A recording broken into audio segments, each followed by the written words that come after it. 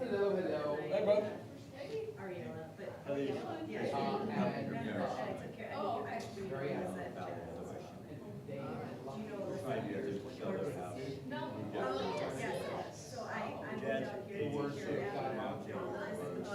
They, You know, and they have a She fundraiser thought or they whatever. were- And finally one congregates. and they're not living in They're all alive. Yes, yeah. What do you need? Yeah. I'm from You Minnesota. know, $125,000.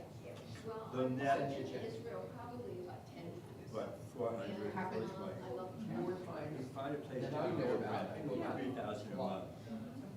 They're not gonna outlive their But money. since I don't speak Hebrew. Could be cheaper too. unless So, it's- we came here. Yeah, but you know, something Really? real Yeah. similar, I'm not sure. It depends on which And we tell you, you Okay. see them most of the time, so race is no 3 problem. years ago.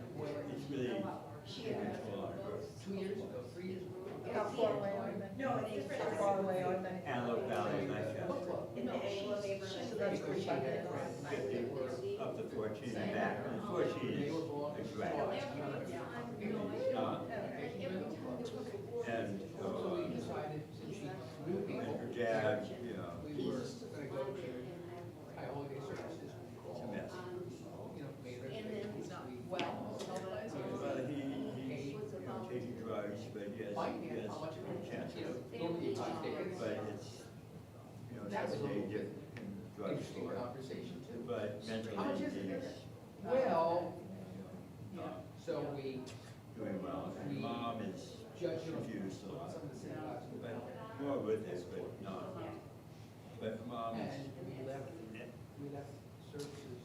they need more change. They will, We went but out they need to change their, more than, but, not 50 yards. you know, they, Either I said to Sharon, or Sharon said to me, in unison. I want you to learn, but they're watching. Are you behaving yourself? No, Oh, And they're boy. frightened. absolutely not. That's why I love you. And everything they're afraid of. And so her sister's coming out here, but she's surviving on no support, so she said we should take an Uber from Burbank to our house. Kelly's mom says, you know, I don't mind any Uber, So I because the took Uber one of drivers are those killing their flasks that was given passengers. to him I'm every like, day. where are you hearing Filled that? it with water. Well, My daughter well, watched me. Oh, you can, you'll never be able to use that flask for its intended purpose again, it's now trade. It's now trade. It's, I used it for, well, I took it off. That's why I just don't want you to use. Turn it on the home and garden channel. I had not even noticed it then, or didn't think I was drinking. Nobody reported me on the last, We have to or look our forward last to. trip to Israel. Stuff we have to So look anyway, forward I to. No, I'm not looking forward to that, I don't. If we get to that phase. No, And they go back and report to the I listen to doctor most of and the my music. daughter. We want to That make your choice. mother is Yeah. drinking. Well, that, she's Can't you not put, She can't drive. but they do have these, you know, child things on And, TV where they can't watch certain stations. I got They report reported. that. Oh, that's And true. Marcy said, no, I saw Yeah, her put well, water if they sell in the, that. if they sell the house and move out, you guys set up. The important thing is how's the surgery You going? know, you have Go to over. lay out Perfect, access perfect. to I it. can See, make you wanna talk watch to her the again news? Parental If you want controls to watch on news, it. you have to watch PBS, Got the prescription. Yeah. I did everything. the news hour. I was a good mommy. Boring, And you can drink and drive as long as it's water. Absolutely.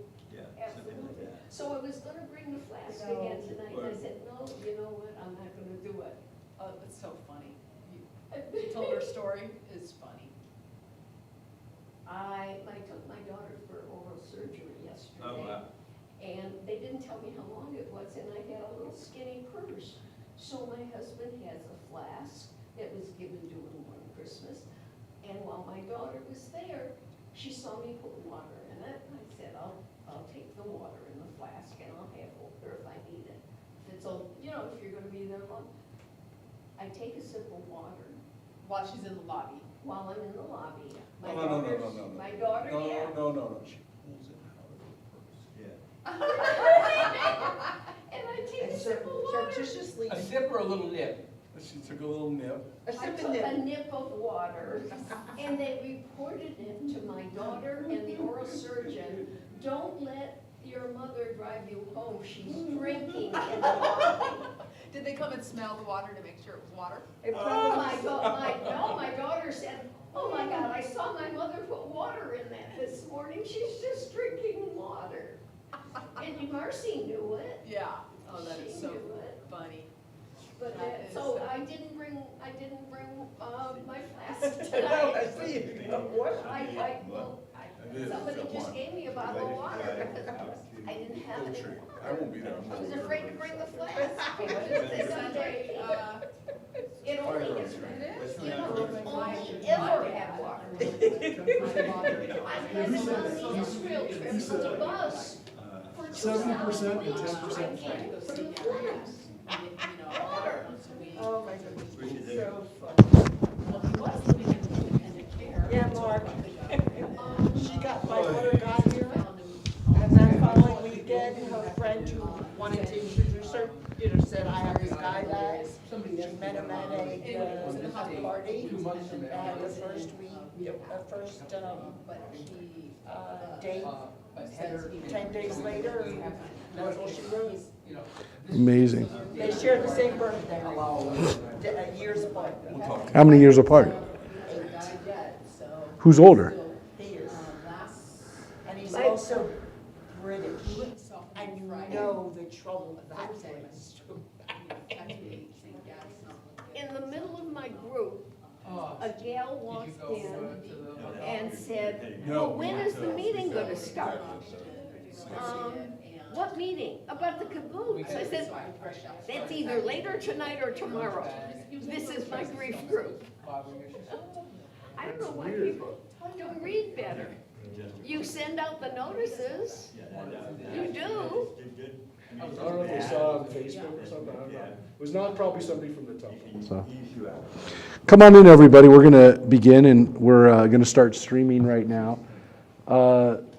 Tonight, we have some very special guests with us who are going to tell us about what's going on, specifically within the kibbutzim, within the really vital part of Israel's existence, which is spread obviously across the country. For a lot of the people who are here who actually been on our Israel trips, we know that we can go any part of the country and we'll find a kibbutz, we'll find the imprint of what was one of the ways that Israel was built as a country. And so we're going to have these very special kind of updates on what's happened since October 7th, because obviously the kibbutzim, like all of Israel, was affected, but in some ways the kibbutzim were not only affected by the attacks, because many of the worst attacks, as we know, happened around the corridor, and they're going to talk about that, but also in the north too, which we don't talk about as much and hasn't gotten as much publicity, so they're going to talk about that. But I'm going to not talk anymore. I'm going to introduce my cousin, Ariella, who lives in Israel, who's going to introduce the people that she brought with her to speak. And so my cousin grew up in Minnesota and moved to Israel, made Aliyah a few years ago. And I don't know if have you ever come on when we've had trips? Have you ever met us? I think maybe. Possibly. I think some of the times, some of our trips, you've come by. And anyways, it's great to have you here with your special guests. So I'm going to turn it over to you to introduce them. Thank you. Do I need a microphone? Yeah, right there. I need to speak into Got Mike. Hi, everyone. Good evening. Hi. It's fun to be back here. I think, I don't know if Mark mentioned, but I also, I lived in California for a couple of years. It's been about 20 years, but I did live here a long time ago. And I have the pleasure and honor of being a strategic consultant. I work with the Kibbutz movement, and I've worked with them since October 9th. When we got a phone call asking to help out the kibbutz movement with their strategic plan for the rehabilitation of the kibbutzim. So I just want to tell you a little bit about the kibbutz movement and about who you're going to hear from today. So the kibbutz movement is the kibbutz of the kibbutzim. It is the umbrella organization for the 259 kibbutzim throughout the country. That does not include the religious kibbutz movement, but they do work together. It was established over 100 years ago with the purpose of bringing people to settle the land in Israel, and to build the country and to work the agriculture, which actually is connected to the parasha that we read this Shabbat, Ki Tavo, when you're coming in to Eretz Yisrael, when you're coming into Israel and planting the land, and the Lord will bless you and Hashem will bless you of coming into the land. So we're going back to our roots also in the Torah of learning about the kibbutzim. I also just want to tell you that in the kibbutzim, so the kibbutzim throughout Israel is responsible for 91% of the field crops in Israel, 54% of the fruit crops in Israel, and 58% of the dairy production. So just so you can imagine what happened on October 7th, how it significantly affected the food that we eat in Israel every day. In fact, there was a crisis with tomatoes in Tel Aviv. There were no tomatoes for a couple of days because of all the kibbutzim that were attacked. So that's the basis of what we're going to be talking about tonight. I'm going to introduce Adele and Karen. Adele is going to speak first. Adele Raymer, who is now my bio's gone. Sorry. I'm just going to read a little bit about Adele, and she's going to tell you about herself as well. Adele Raymer is an American-born Israeli who has lived in Kibbutz Nirim on the border with the Gaza Strip since 1975. She was stationed there as part of her army service. She's going to tell you a little bit more about that, and has been a sought-after voice talking about life on the southern border in Israel. I have had the honor of working and talking with Adele, going down to Nirim and visiting for the last 9 to 10 months, and it was an honor to bring her with me on this trip as well. And Karen Pardo, who is the manager of the International Department for the Kibbutz Movement. Karen was born in Tel Aviv. Sorry, I'm not going to say when you were born.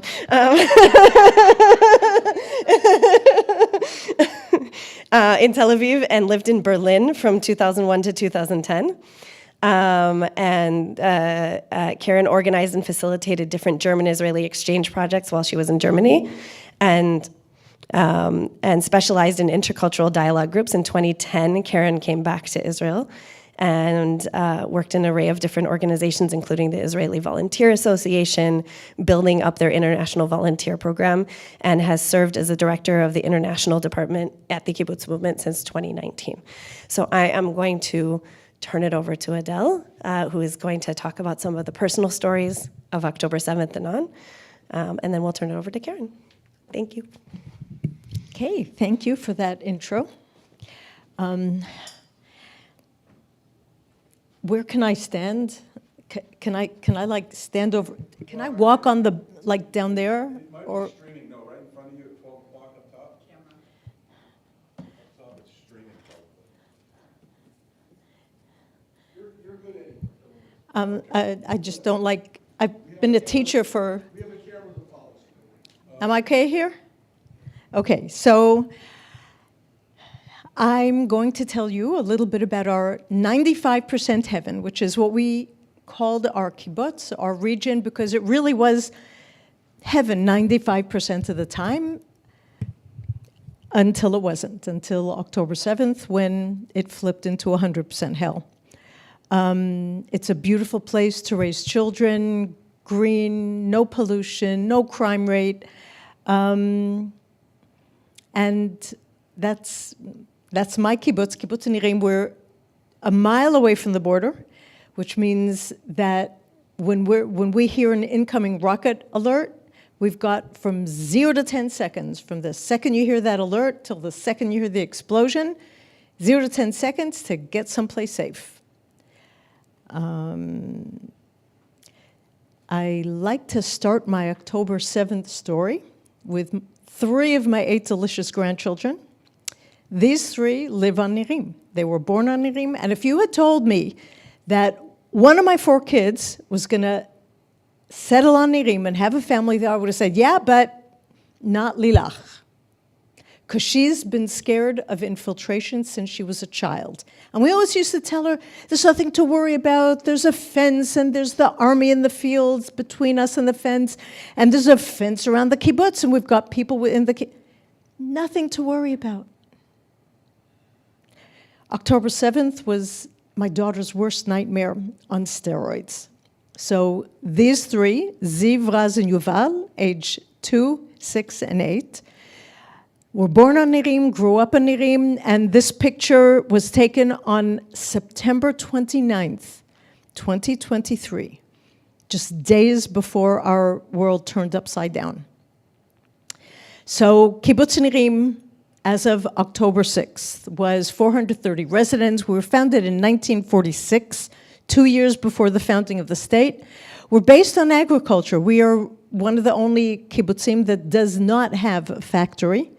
We grow wheat and avocado and lychee and wheat and peanuts and sweet potatoes and wheat. And I said wheat, lots and lots and lots of wheat.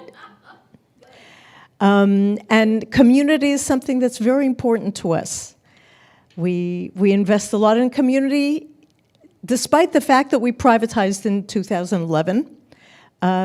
We've always been financially self-sufficient, and absorption and growth has become a very important part of our lives, especially since we privatized in 2011, because young families did not want to live the way the old kibbutzim used to live, where you would go to work and earn what you earned, and it would go into the kibbutz treasury, and you'd each get the same stipend, regardless of whether you were the CEO of a company or a brain surgeon or washing the dishes or milking the cow or an English teacher.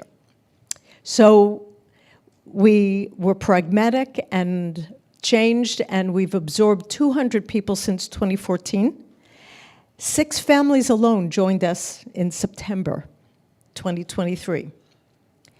And building community means doing stuff together, celebrating holidays together, and going on hikes together, and that's how you build community.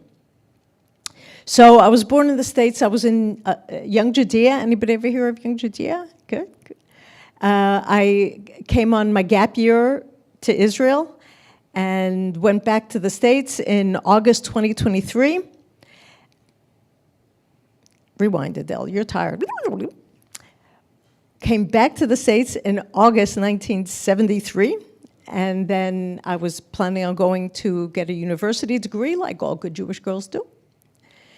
And then October 73, the Yom Kippur War broke out, and I said, well, what am I doing in Israel? What am I doing in America? Israel needs me. So I made Aliyah to Kibbutz Keturah in 1973, the last day of the year, December 1973. I was immediately inducted into the army because I was 19 and it was wartime. And through my army service, I arrived at Kibbutz Nirim, where I live today, 1975. So I'm a mother and a grandmother and a teacher trainer, just retired in September. September 2023 was the first year I was not connected to school in any way. What a good time to retire, hey? It was a horrible year. A trained medical clown. And she's kind of been comatose. You know what a medical clown is? Red nose, going to the hospital, balloons, Patch Adams, that kind of, okay. She's been comatose since October 23, don't really have it in me, and I'm doing other things, like coming around and talking to people and telling the realities of our lives. And because of who I am and the way I deal with things, an unwitting war correspondent, because when things happen, I need to tell the world, because what happens on the other side of the fence in Gaza is horrible. But it ain't no picnic by us either. And the world thinks that everybody who lives in Israel and people who live where I do are running around with flak jackets and helmets and Uzis, and they don't get it. We're not. We're just people, parents and grandparents and children and babies and Holocaust survivors, and just like everybody else. So when things happen, I blog and vlog and give interviews and give talks. And I've sort of fallen into public diplomacy in the past years. So October 6th was my kibbutz's anniversary. We were 77 years old. And we had a wonderful celebration. The kids were in charge of the food. And we had lots of visitors, and we had bouncy castles and food and live music and a tractor took like a little train where the kids sat around it was wonderful. This was October 6th. This footage was taken October 6th, about 8 in the evening. So among the other visitors, my son was visiting, and I told him before I went to bed, I said, if you don't see me in the morning, don't worry. I want to get up before sunrise and get a picture of these wildflowers, this field of wildflowers, at sunrise, like my friend Ishar did on October 5th. So luckily, I was too tired on October 7th to wake up at 5:45 in the morning, because if I had not been too tired, I would not be standing here today talking to you good people in this lovely little synagogue. That field was rife with bloodthirsty terrorists, and people were murdered in that spot. So 6:29 in the morning, we started getting massive incoming rockets. And as I said, 0 to 10 seconds to get to someplace safe. So I'm 69 years old, but I run real fast. I jumped out of my bed, ran to the safe room where my son was sleeping. And a safe room, every house in the south within 7 kilometers of the border has to have a safe room. A safe room is a room with reinforced walls, concrete walls and ceiling, a special window, and you close the iron sleeve, a heavy iron sleeve that prevents shrapnel from infiltrating, from penetrating, and a special door that you close and click. And when you click it, there are iron prongs that go into the sides of the door of the frame.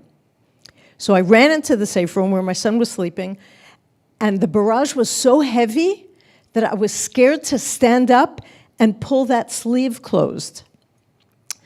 So we're waiting and getting no official information and seeing that there is a crazy heavy barrage from north of Tel Aviv to south of where we were, and we're just waiting to hear something official for what's going on. Because usually when there's a rocket attack, there's a rocket or two, and you wait 10 minutes, and then you go back outside and get on with your life. But there was no end. It was just going on and on and on. And at one point, we got a message through our internal messaging system on the phone saying, Israel has been invaded. Go outside your safe room, lock your doors and your windows, and go back inside your safe room and lock yourselves in. The only problem with that is the safe room door does not lock. Safe rooms were built to keep us safe from rockets, not from infiltration. So the only way to keep it locked to any extent is by pulling down on that handle physically and hoping and praying that whoever's on the other side of that door is not stronger than whoever's holding it on the inside.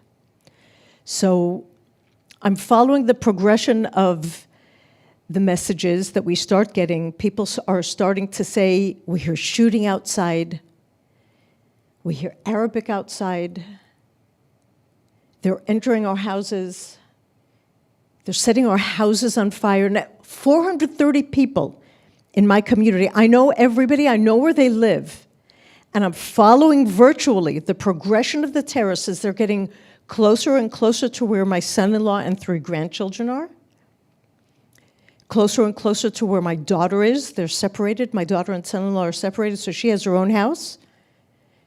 She was in her safe room, hiding under her bed. Closer and closer to where I am with my son. You know, when I was growing up in the States, I used to watch a program, Hogan's Heroes. Remember Hogan's Heroes? And I used to pretend, where would I hide if the Nazis came to get me? Would I hide there, under the chair, under the bed? Never in my life did I dream that I would be in my home, in my kibbutz, in my country, hiding from the Nazis of 2023. At one point, we start hearing gunshots outside, and we start hearing Arabic, and my son, who understands a little bit Arabic, hears them saying, "Come away from there." Somebody being called away in Arabic, and we didn't understand what that was, but I looked at my son, he looked at me. We told each other that we loved each other and basically said goodbye. After about an hour, things started to quiet down, and I was already in physical pain. I had to go to the bathroom. Safe rooms don't have bathrooms. So I opened the door very quietly in case there were terrorists in the house, and I saw on the wall opposite me that the slats on my window had been broken. The sounds that we heard, the Arabic that we heard, were the terrorists starting to infiltrate my house. They tried to open the door. It didn't open. They started breaking through the window and were called away. So divine intervention or dumb luck or my late husband watching over us, they moved on. Around the same time that this was happening to us, unbeknownst to me, they were entering my son-in-law's house. Now, my son-in-law was one of the first responders, so he had a gun. He told my 3 grandchildren, hide under the covers. You can hear a loud noise. Don't come out from under the covers, no matter what, I'm here. Those kids never listen. They listened. He waited until he saw the handle of the safe room starting to move. He kicked open the door and shot the terrorist right in front of his safe room door. He started going after another 2 terrorists that he saw in his house. He realized that there were multiple highly armed terrorists outside the house and that he didn't stand a chance. And if something happened to him, who would take care of the children? So he cut his losses, went back into the safe room, got down on one knee, lifted his gun, and waited. The next person to come through that door was going to get a bullet. What I have here is a recording, 3 separate recordings, in fact, that he sent to the first responders WhatsApp group. I put them all together, but keep in mind there are 3 separate recordings that happened over time. And you can see there's, you'll watch the screen, there's captions, translation into English.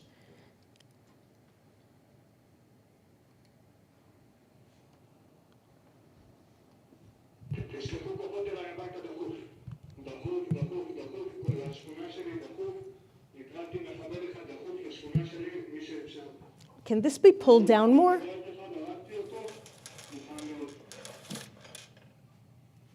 Okay. Did you get the gist? Can you redo that again? Sorry? Can you do it again?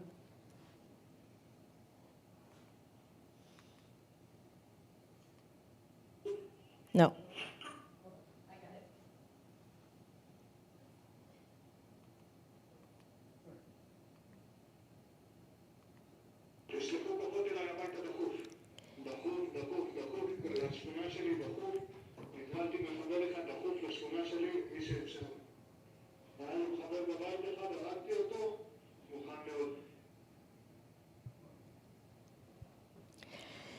My son-in-law, a hero, he really was. The next story is about a friend of mine who lived on Kibbutz Niroz. Have you ever heard of Niroz? Okay, it's a kibbutz right next door. And she went out in the morning with her husband. They weren't too tired. They went out for a sunrise walk, as they always did. At about 6:45, after the rockets had started, I had a WhatsApp group with other teachers, and we were writing what's going on. It's such a heavy barrage. And Judy didn't answer, but she sent a picture. In the picture, you could see the sky, you could see the fields, you see birds. And then we were all in survival mode, so we didn't think very much of it at the time. About an hour later, we started asking, has anybody heard from Judy? Nobody heard from her. I tried calling. No answer. Tried calling her husband. No answer. Later on in the day, we were told that they were missing. About a day and a half later, I called one of her children. And I said, Iris, you know, your mom sent me a picture from the field. She said, send it to me. Maybe we'll be able to figure out where they were. So I went back in the WhatsApp group and I pulled out this picture, which wasn't a picture. It was a clip.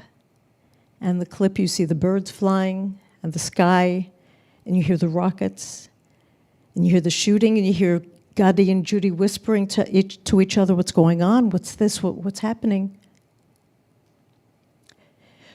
What you're going to see now is that clip.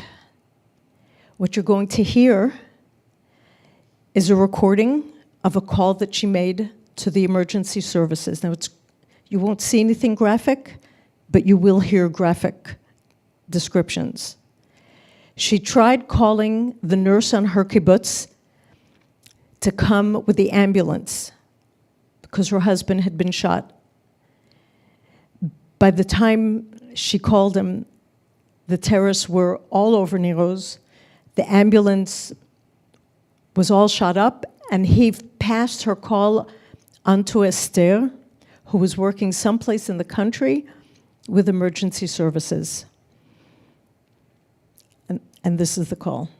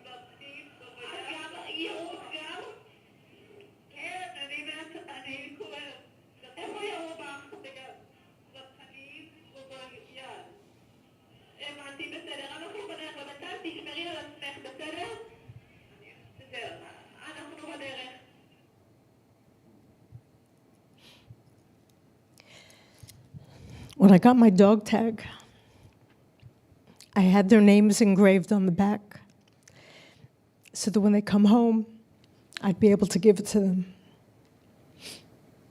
They're not coming home.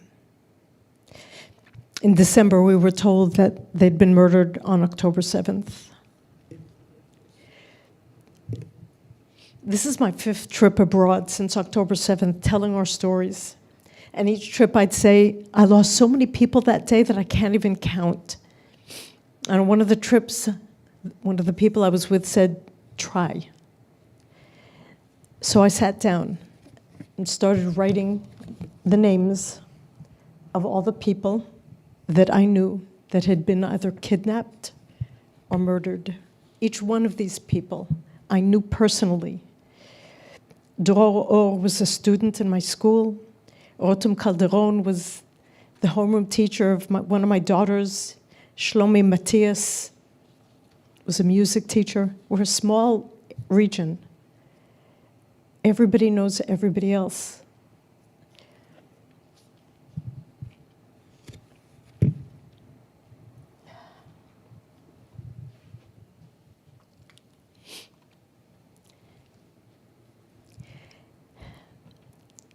At 1:30 in the afternoon, the first boots on the ground arrived on Kibbutz Nirim.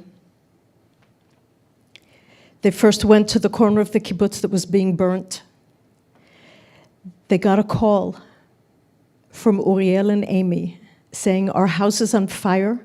We have a 10-day-old baby. You have to come save us." They were holding the door of the safe room for hours. They put the baby on the windowsill to give him a little bit fresh air. The guy in the middle, who I interviewed a few months later, said, "We weren't supposed to come to Nirim. We were supposed to have gone to another kibbutz. But when we heard that there was a 10-day-old baby in a burning house, we said, we got to get to Nirim." So they went house by house, evacuating the people, saving who they could, bringing us to the Central Community Center. This picture was taken at 5:15 in the afternoon when they came to my house. Thank you. When they came to my house and evacuated my son and me. 11 hours. We sat in that safe room 11 hours, ready for terrorists to burst in at any minute. I was sure I was not going to see another day at sunrise. So Amy, Uriel, and baby Kai are fine, as are my 3 grandchildren. But Nirim today is considered a red community. 5 people were kidnapped, 5 slaughtered, 30 buildings destroyed, 45 severely damaged, and emotional and psychological trauma are rife among all of us. Chana and Nadav were kidnapped, mother and son. They lived 2 houses down from me. Chana's son, Ro'i, was murdered that day. They found his body outside with a garden tool. He'd gone out to try and save his friends. Rimon and Yegev were kidnapped. Doron and his daughter Mor were murdered in their house. Gidon was a visitor among many others. He thought he could get away in time. He took his suitcases, started putting them into the trunk of the car, and was incinerated by an RPG. It took them days to understand what happened to him because there was nothing left of him. His partner, Nahora, was kidnapped from the apartment where they were staying. And Oran Al-Fassi, who was visiting also, was in the safe room holding down that door, protecting his girlfriend when the terrorists shot through the door and wounded him. He could have been saved, but it took so long for the soldiers to get there that he bled to death. So 348 days later, there are still 101 people in the bowels of Gaza, the tunnels of Gaza, waiting to be saved. The 3 women from our kibbutz who were kidnapped were released in late November in the prisoner and hostage exchange. But Yegev and Nadav, who were still alive at the time, were not. We were hoping they would come home. In April, we were told that Nadav was no longer alive. We were told that he had been killed because he was in a hospital and the IDF attacked and he was killed. And then we were told that Yegev had starved to death 6 weeks ago. We were told that he was no longer alive. They brought their bodies home. There were 6 bodies that were brought home a few weeks ago that the IDF discovered in tunnels. They brought them home. And from the autopsies, we were told at least about Yogev that he had been executed. We buried them, the 3 of them, on August 20th. Yogev and Nadav were buried in Nirim, and Roi's body was reinterned on Kibbutz Nirim. The 3 of them were brought home, not the way we had hoped. So this is where Kibbutz Nirim is, and I'm here today not only to tell you the story about my kibbutz, but also to tell you about the kibbutzim in the north, because they're going through a war that is actively happening now. There are rockets exploding in the north all the time, even as we speak here. All of those dots that you see on the map are kibbutzim. We're all around the country. October 7th for the north. We were invaded physically in the south. The north were not. But they thought that that was going to happen in the north as well, so they evacuated all of the communities within 5 kilometers of the border. 19 communities in the north were evacuated. 14, the 19 are the blue dots that you see. 14 communities who were between 5 to 9 kilometers suddenly became the front line of the north. They weren't evacuated. So I'm going to be telling you the story of 2 kibbutzim from there. One kibbutz that was evacuated and another kibbutz that was not evacuated by the government. And then there were 9 kibbutzim, the yellow dots, in the Golan Heights that are waiting to be evacuated. They don't know if it's going to happen, but they're expecting it.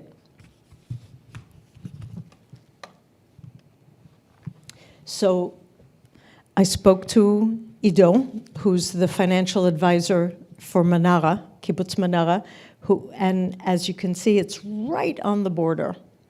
Manara was one of the first communities on the mountains in the north. They were founded in 1943. For the first 10 years, they had no running water.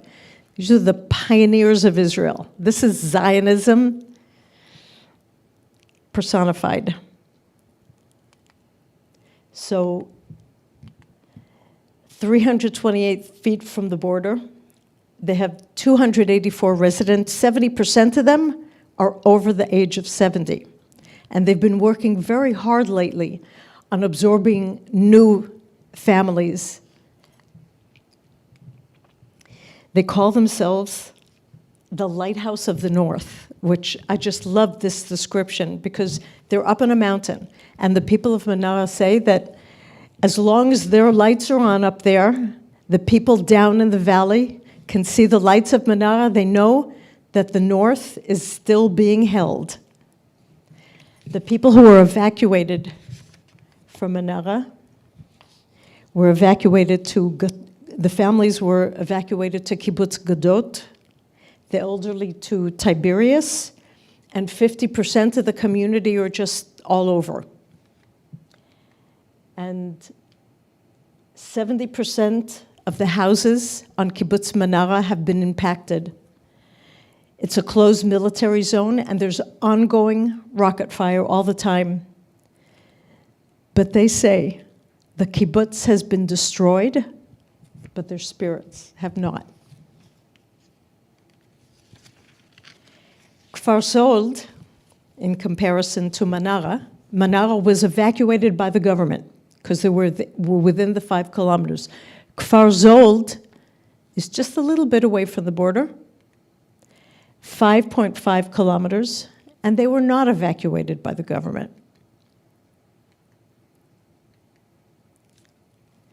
So I spoke to Penina, who's the community manager. They have 730 residents, 80% of the kibbutz self-evacuated on October 7th or 8th because the mayor asked them to, not because the country evacuated them. What it means is that they didn't get money for evacuating. They didn't get support, financial support for evacuating. And the organizations, kibbutzim, that evacuated got help in finding places where they could evacuate together. And we know from Gush Katif, from when we gave back Gaza, that communities that evacuate together are communities that are resilient. They preserve their resilience and they bounce back and they can regroup and rebirth themselves much more easily than ones that are not evacuated together. By February, March, about 85% of them returned, but today again, most have left because they see no improvement in the situation. They have no horizon for hope. They feel a lack of support from the government, from the army, and from the educational system. Schools that are on, kids that are on Kfar Sold, and there are kids on Kfar Sold because their families cannot afford to evacuate, don't have schooling all day. They don't have enough people to man the schools there.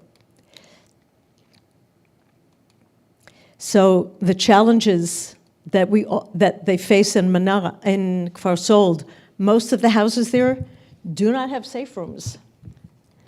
And the children's houses are totally unprotected. They have 15 seconds warning. There's a lack of community services, no schooling, no infirmary, no little store, and as I said, a lack of manpower for education. And Penina told me this, it just broke my heart. She sees it as a blow to the Zionist enterprise. And she said, we're losing the North and the South. Because a country, a people that have a sickle and a sword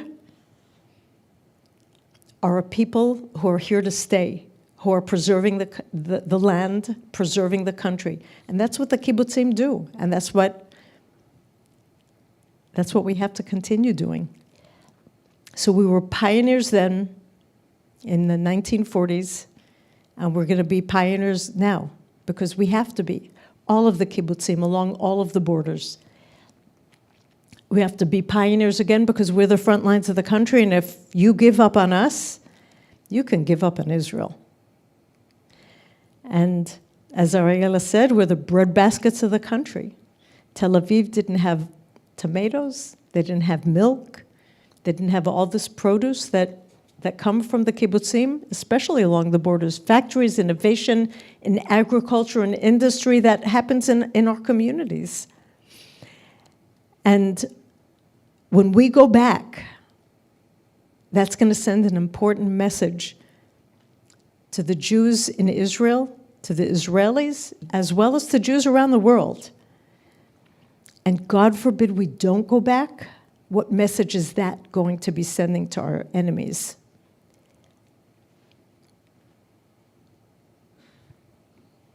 Karen?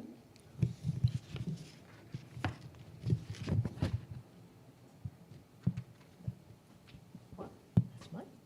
Mm-hmm.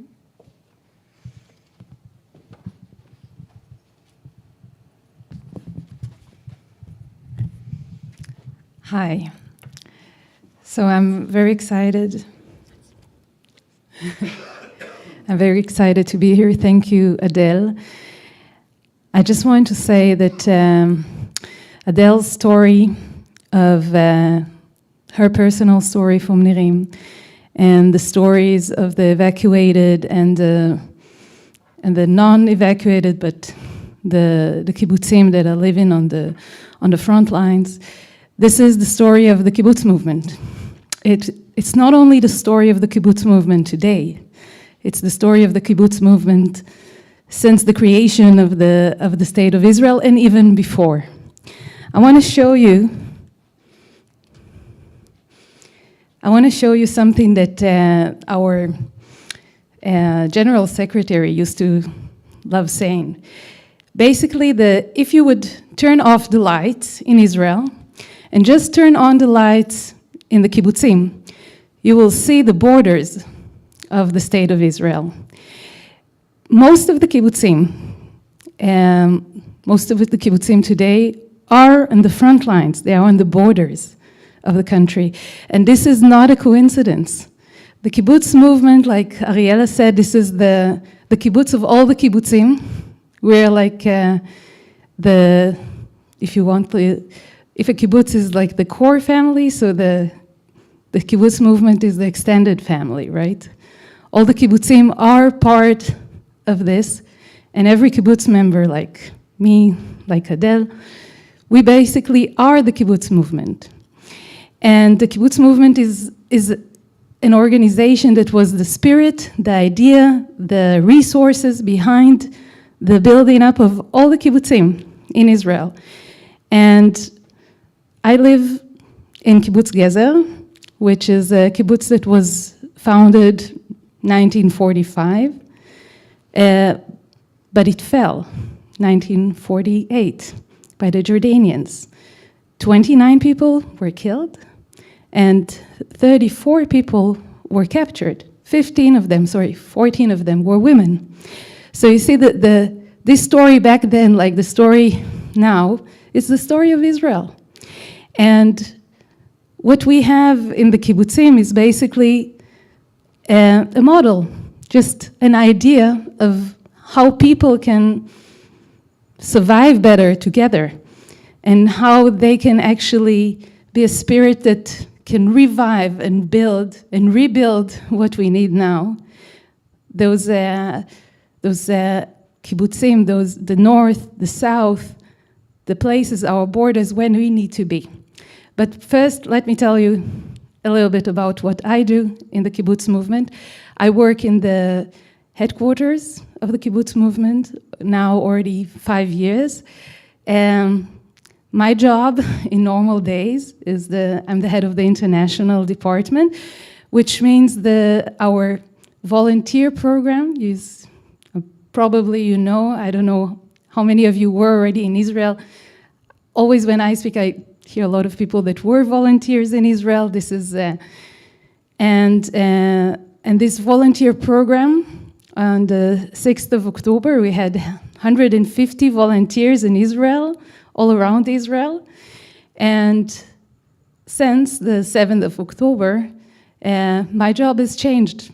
I'm now in charge of volunteers all around Israel, not also Israeli volunteers, international volunteers, but not only that, the topic of agriculture and how to help our kibbutzim in bringing young people to work in the kibbutzim in agriculture, how to bring young people to kibbutzim to revive the kibbutzim, like the old days, because this is what we know how to do. So this is what I do today, and I wanted to tell you a little bit about what the kibbutz movement is doing since. So first of all, this model, this idea of what we are talking about is building the resilience, right?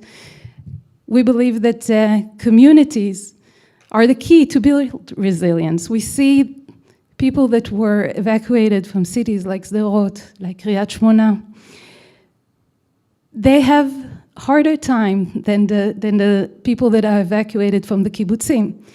And the reason for that being that the kibbutzim have already the infrastructures to help their people in a better way, but to help them basically to help themselves, to gain very fast their feeling of control, their feeling that they can control their own lives. So this is what we try to do, and what we are doing ever since is, first of all, to build this resilience and to help the kibbutzim, the management of the kibbutzim, to rebuild that so they can help their own people to rebuild this and to reconstruct these feelings in them. The kibbutz infrastructure, we see it as an asset that the community has, and this is what we need to strengthen.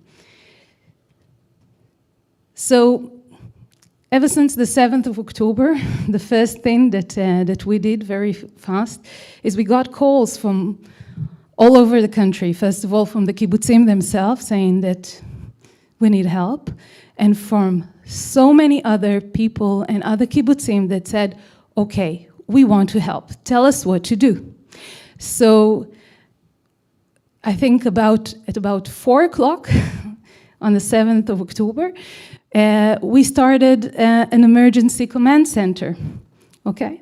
That started working really almost 24/7, receiving all those calls and saying, okay, this is what we need, this is what we have, let's put the two things together. And ever since, we of course try and be as to change with the changing needs.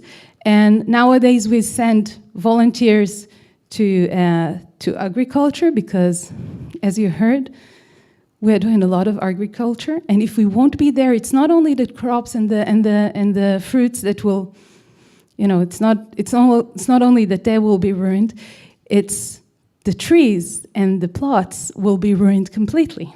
So it's not only saving the fruits, it's also saving the plots. So we have to do it, and even if it's under fire. And we have to preserve the gardens. If the kibbutzim are empty, what happens to the gardens? What happens to the place where people used to live? A lot of the time, they cannot go back. They don't want to go back yet. They don't feel ready to go back. So we have a lot of people that want to do and want to help and want to do something, and they're helping preserving that. And we have now also kibbutzim that are going back. We have now, in the summer alone, we had 4 kibbutzim that returned, and in order for them to feel at home, there were a lot of people, really hundreds and thousands of people that came, a lot of them even from the States, through Taglit programs, that came and helped us to sort and to organize and to make them feel home again. You see here a picture from the kindergarten that was renovated. So all of those things. I want to show you just one video from I think it was 2 months ago in Manara. They were picking up cherries, and we had a call saying that they have to have volunteers because there are no workers that are willing to come there because they're under fire. So you will see here, volunteers came, but there are shootings. There are shootings every day. So they took cover, and this is what was happening. So some of the people that I work with said, "Are you crazy? Why are you sending volunteers to places that are so dangerous?" And I said, "You remember what we are doing now? It is dangerous. Nobody wants to work there, but we have to save the plots. Otherwise, where is our border?" Okay? So yes, this is why we are doing what we are doing, because it's dangerous. Because it's dangerous, we are going back again to the roots of young people, young groups, garinim, like back in the days. This is what revives us. This is what helps us. Those young people want to do something significant for their own country. So we build up groups for agriculture that are living together, supporting one another, living in communities. And for example, at the moment in the north, in Kibbutz Amir, in the south, in Mefalsim, they're living in one community and they're going and work, not as volunteers, they're working in agriculture in the different kibbutzim around the area every day where it's needed, because of course agriculture is something that is changing every day. We have groups like that are helping with education in the kibbutzim, because this is what needs to be done. Those are the young people. This is what we do. Since day one, when we started getting calls of kibbutzim, of people that flew without without shoes on their legs, you know, that lost everything because their houses were burned. So we started getting donations from all kind of companies and people that wanted to help. We built up a logistics center that could actually get all those donations and send it to the people that need it. So our logistics center now, what it does, it tries to get also the relevant calls. For example, in the north, we just we needed supplies for the fires. So this is what the logistics center was getting. But we also get help now from all kind of companies to build projects. For example, what you see here is they build like garden. But yeah, it's like sofas and stuff for the garden, so people will feel more comfortable. Right. And this is a new project that we are working on. We understood that we have to have feet on the ground in order to help our kibbutzim, and not only the kibbutzim, I'm saying the kibbutzim, but of course the idea is to help all the Israeli society.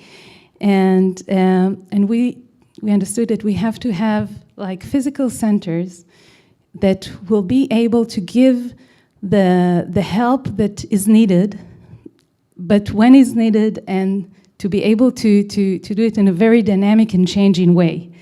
So this is one of our goals now, what we're working on, to build up 2 centers, and that will be able to give and facilitate all the emotional and the social needs that the communities have, that they can come there and get services. And the most important thing that we are doing, again, we were doing that also before the 7th of October, but of course, much more sense. And what we need also to increase all the time is the support of the management of the kibbutzim, to help them find their new way in those new challenges that are arising. And because we are the kibbutz movement and we've been dealing with it for a very long time, together with them, we try to develop the best strategies, the best ways of how to deal with it, and how to help them deal with their own communities. So this is a bit in a nutshell of what we are doing.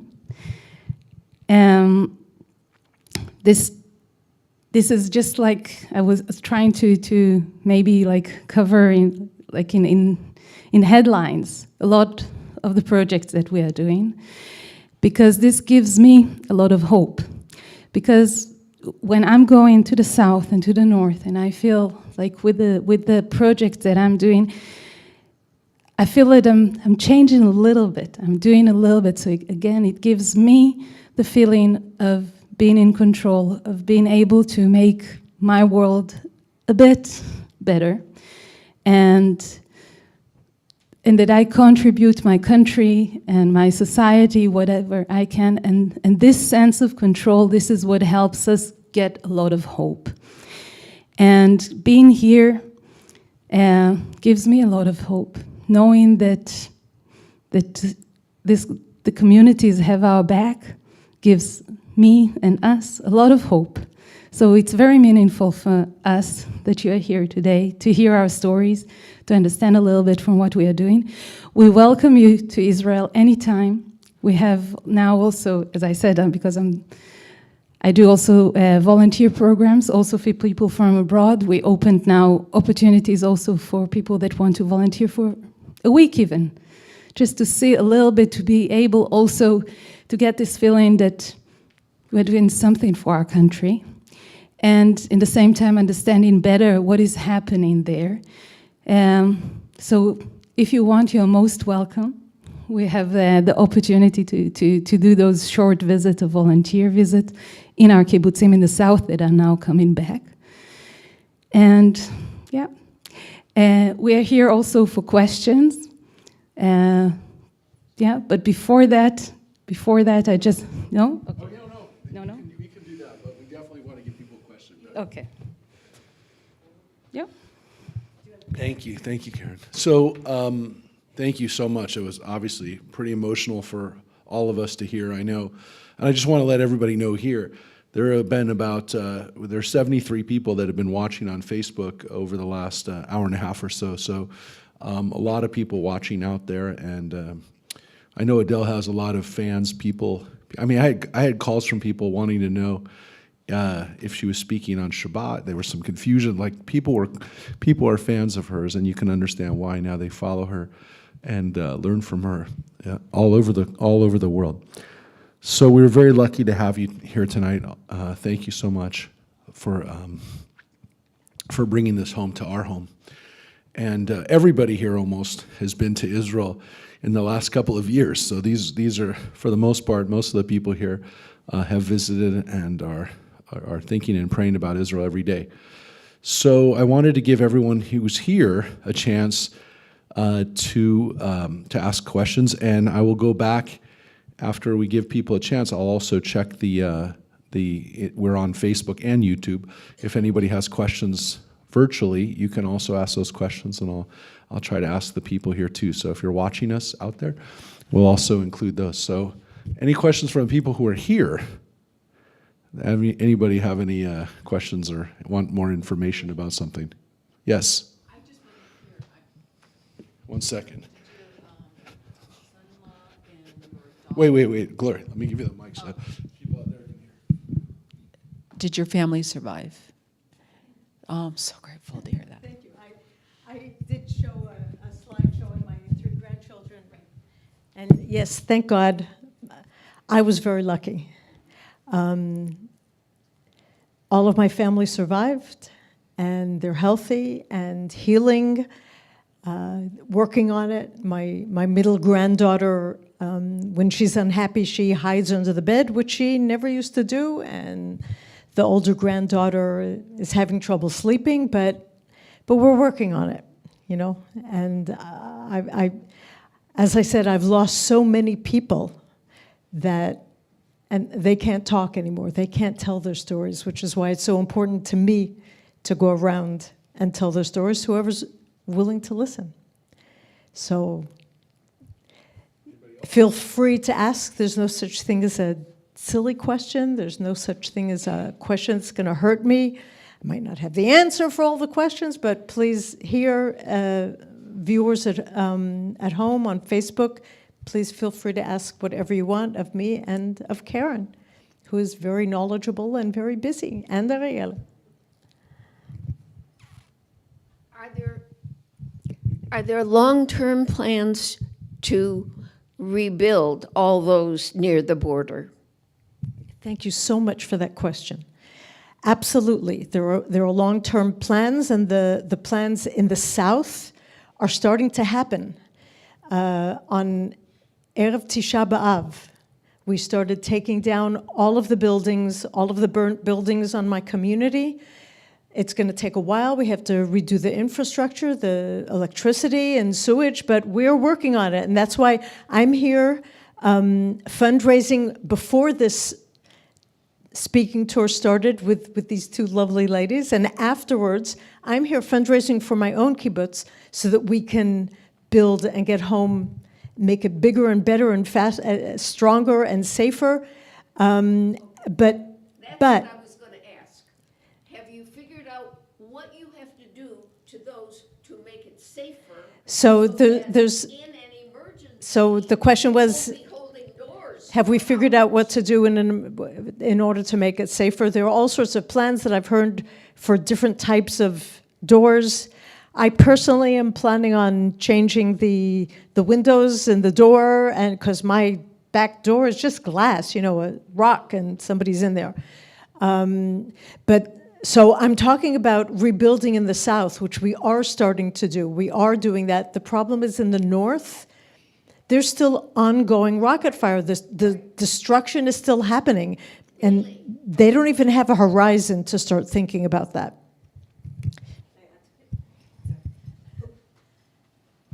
I just want to add that's part of what has been going on with the kibbutz movement is building a strategic plan, and also what Karen was talking about with the emergency action centers is putting things in place for the North for the time being, because there is no knowledge of when they're going to be back, but ensuring that the kibbutz movement can be behind the scenes and take care of everything that needs to be taken care of for those in the North.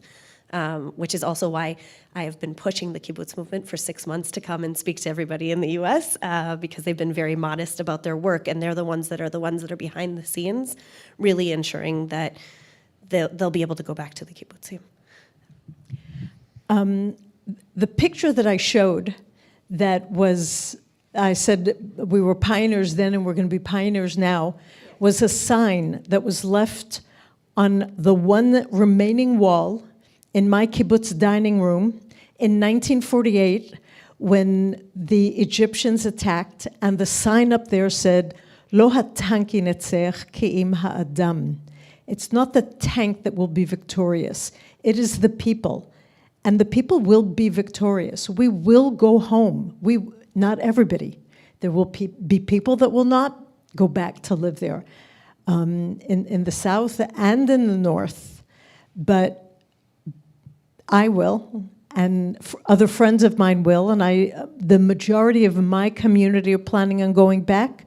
I know that Ido from Menara said that the majority of his community are talking about going back. And we will be victorious. That will be our revenge, living well, surviving, and thriving. You want to say something about that? I want to say that what you said just now is, we cannot take that for granted, because the people there, especially in the South, but now in the North as well, are going daily through traumas of war.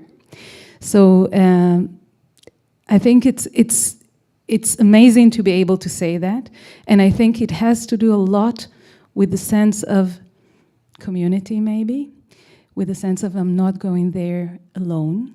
And for us, as the kibbutz movement, I think the biggest thing that we can do is get them to not feel alone, be there with them. I know that when I'm going to the kibbutzim in the South and in the North, and bring their volunteers or people, the things that I'm hearing is, first of all, thank you for being here.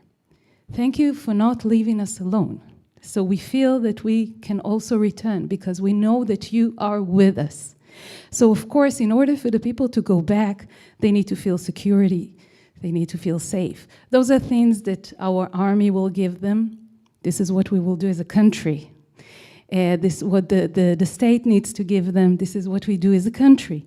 But what we can do as people, in order to strengthen our country, is that. And this is a bit of what we try, sort of to explain maybe of what is the story of the kibbutz movement, what we try to do with the different project of how we try to support all the different kibbutzim that around the borders in the South and in the North. But one of the things that I think is very important for me, that the message that we wanted to bring today, is that the war is still going on. I mean, there's this event of what happened in the 7th of October was horrifying. But the war is still going on. And even if people are not being attacked in the same way as they were on the 7th of October, we are going through something that is not normal. Our country has shrunk, and we need to do something. We need to first of all bring it to the awareness of everybody that this is what is going on, and we are daily active in that. Yeah. You had a question? It's been answered. Anything from the, oh, yes.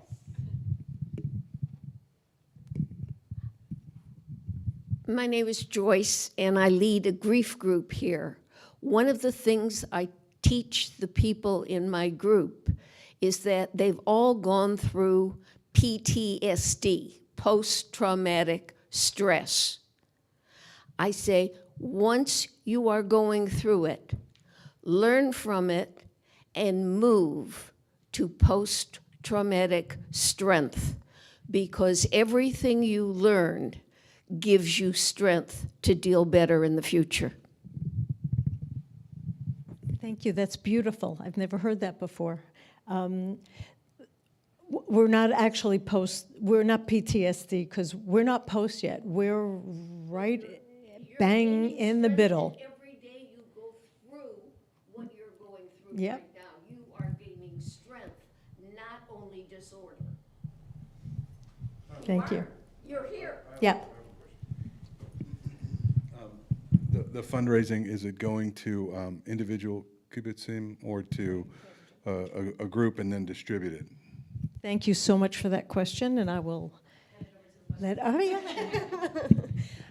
So one of the reasons that we're here, and one of the reasons that I've been pushing the kibbutz movement to come is specifically because of that. You hear the stories of the individual kibbutzim, you hear Adele's story, they're amazing. What you're not hearing is what's behind all of the other kibbutzim, and there are those kibbutzim that are not able to come and tell their stories. There are 22 kibbutzim in the south, and 25 kibbutzim in the north that need our help, and the kibbutz movement is helping all of them. So we have cross-section programs that are helping all of the kibbutzim. So if you're donating to the kibbutz movement, that's where it's going, is cross-section programs, as well as autonomous grants that have been given out for the southern kibbutzim. We've been giving out grants every quarter of 100,000 shekel each to every single kibbutz in the south from the beginning of the war for any needs that they need.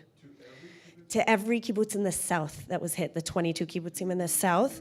But successful in the sense that there's still so much more that needs to be done, and now we need to focus on the north, because the north has a huge amount of needs that we need to raise the funds for. So if the funding that goes to the kibbutzim, we also take funds that go directly to the kibbutzim and we pass them through, because the kibbutz movement knows how to handle that. But ideally, what we want to raise money for is for the money to go to all of the kibbutzim, to be able to provide everything that's needed for everyone that's in need. Have you been successful with the big family, the Jewish family offices in the state? Well, that's part of why we're here. That is, yes, we were, what? Repeat the question, sorry. No, okay, me repeat the question. Okay, sorry, if we've been successful with the Jewish organizations, with the family offices like. Wealthy people are called family offices. You know what they are?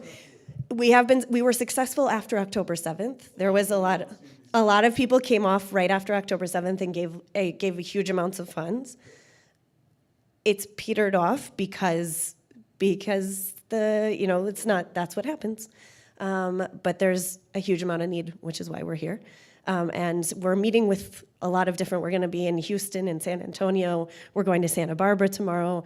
We're doing the best that we can to reach out to as many people as possible in Israel and throughout the US and Europe. With with JNF and as many people as we can get the story out to. We're in constant conversation with them. But Karen wanted to add something. Yeah, I want to say two things. First of all, all our kibbutzim need help for sure, and the kibbutzim that were on the news, on the front lines, it's easier for them to raise the money, but there are also a lot of other needs. As Ariela said, there are smaller kibbutzim. For example, the other day I was in Kibbutz Sufa, which is a small kibbutz. Nobody here has heard about it, but if you see how Sufa looks today, we need to put it on the ground, really for people to come back there, because it's right on the border. Their situation was not that good before, and it's even worse. So the kibbutzim that were very strong before, it's easier for them to recover than kibbutzim that were weak before. In the kibbutz movement, we are in all of the kibbutzim. We have the overview of this situation, and in order to to rebuild our country, we need to rebuild all the kibbutzim. On this. Well, no, not from the attacks. Not all 22 were attacked on that day, but they are all of. Yeah, okay, but not in the same. Like not every kibbutz has. Kibbutz Sufa doesn't have houses that were burned, for example, but they were evacuated. They were maybe hit by rockets, some of them, but still. To get people to come back after this long time they have not been at home, they have this post-trauma from what has happened, even if it happened only to their neighbor kibbutz, it's still the same post-trauma because it could have happened to them as well. So we need to look at all of those things because our aim is to help people to come home. I just want to add one important thing, and that's one of the reasons why it's so important to be talking about the umbrella movement, the kibbutz movement, because there's another factor, which is that the kibbutzim that were evacuated, where do you think they went? Some of them went to hotels for a little bit, but most of them went to other kibbutzim. So if one group went to another kibbutz, then that kibbutz needs help. And so that's one of the other things that's so important here is that we're helping the people who have now hosted these people for the last 11 months. We're all agriculture? No.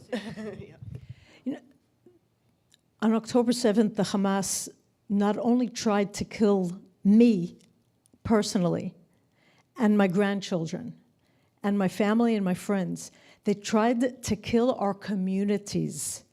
They invaded our communities to take them over. And in fact, the fighters, the armed fighters, the Nukhba, called your everyday Muhammad on the street in Gaza saying, come on over. We've conquered the kibbutzim. Come steal what you want, kill who you want, destroy what you want. And they did with glee, which is why our communities are in danger of not surviving this. And the country's not going to bounce back until our communities can bounce back. I just want to add one last thing to what Adele said. Sorry about that.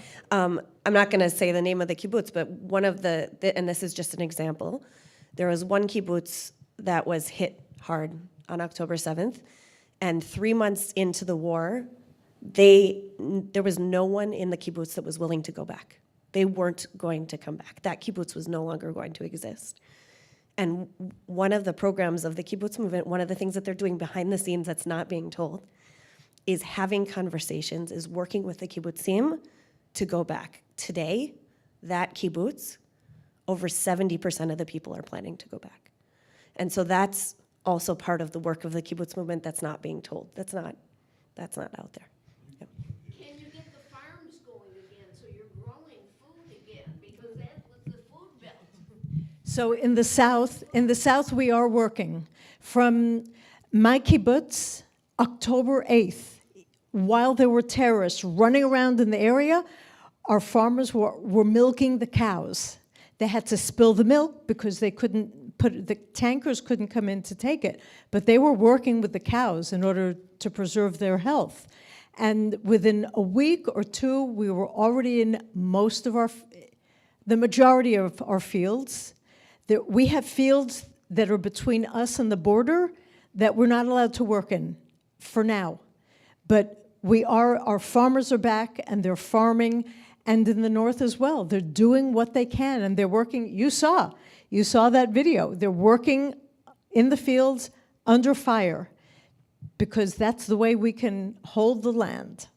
Do I remember there was a kibbutz that made makeup and creams and stuff like that?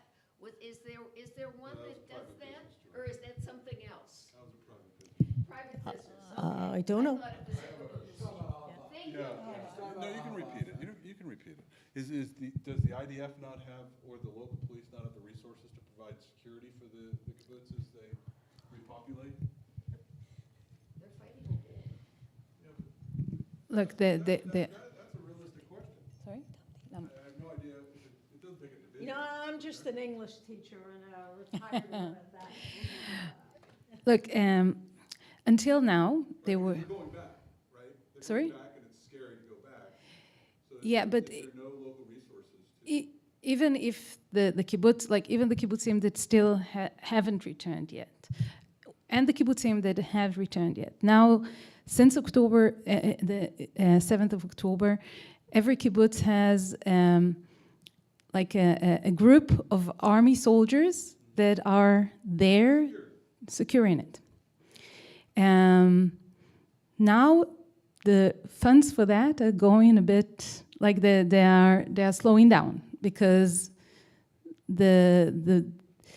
let's say with the situation now with Gaza, where the feeling is that that it's more secure, the area now is more secure, so the army is putting less money into that, but still, of course, it's more than what was there before. In the north, of course, it's also the same thing, but we know. I would say where there is a will, there is a way. So I think for us as Israelis, saying like not only for the ones that are living on the border, knowing that until like as long as the Hamas exists and as long as the Hezbollah exists, the fear is there, the threat is there, and whether yes, we have a very strong army. I believe in our army. And but the way that, like at the moment, the war that is now going on, we have people that are in the army almost a year. Reservists, exactly. And this is a very tense situation. This is not a normal situation. And we know, and we ask ourselves, what happens when the war is over? If the threat, if our enemies are still there behind the fence. So this is a very big question, and I think this is the question of how secure we feel. So we need to, I think one thing that we learned from what has happened is that we cannot only rely on others, we have to rely on ourselves. So we have to be resilient, we have to be strong, we inside our communities. And again, I'm saying, I think that in the model of a kibbutz as a community, it has more infrastructure, more ways in how to keep itself safe, like physically and mentally and everything that has to do with it. I just wanted to encourage all of you to take one of our brochures from the kibbutz movement. On the back, we have a QR code for supporting the kibbutzim, and we're happy to continue the conversation. Our cards are in the back, Karen's and Adele's and mine, and we wanted to thank you again for coming tonight. And then we also wanted to thank Temple Bethany for hosting us, especially Rabbi Mark, and give a gift to the congregation from Kibbutz Erez. I'll let Karen tell a little bit more about that. No, it's not makeup, and we're going to share with everybody. Exactly, especially for Rosh Hashanah that is coming up. Exactly, we brought you honey from Kibbutz Erez, which is one of the evacuated kibbutzim that just returned. Really, in the end of August, they've just returned, and for their return, we have there were a lot of volunteers that we've organized to help them in helping them sort the kibbutz, the children houses, everything that was needed to be organized for their arrival. I have to say that one of the kibbutzim that moved me the most, because I was there with volunteers, with groups of volunteers, and the community has baked them homemade cakes to say thank you for helping us as well. So it was very much seen as well from the community. And honey is something that they produce, and they needed also quite a lot of help lately with the production of the honey. And we sent also volunteers there to help them. And we have there a volunteer house in Kibbutz Erez. And we have always, we have groups of volunteers that are coming from 1 week till 3 months and help the kibbutz because they need now more help. And this is one of the things that we are doing in order to be able to escort the kibbutz, to be with them with the changing needs of the community. So, Shana Tova. Thank you so much. And we're looking forward to eating that. We'll share that with everybody who comes to Rosh Hashanah with us. We're going to give out this beautiful dvash, this honey that we got from Kibbutz Erez. We'll auction it, right? No, we want everyone to have a taste of Israel this year. Thank you. I don't know, we won't have a chance probably to get anything back. So thank you so much for coming out, for making this journey out to Santa Clarita. And hopefully, again, everyone who's watching and everyone out there and everyone who will watch will understand why it's so important to support the kibbutzim in Israel and to do our part. So thank you, everybody. And again, Shana Tova, thank you so much for sharing with us tonight. Thank you.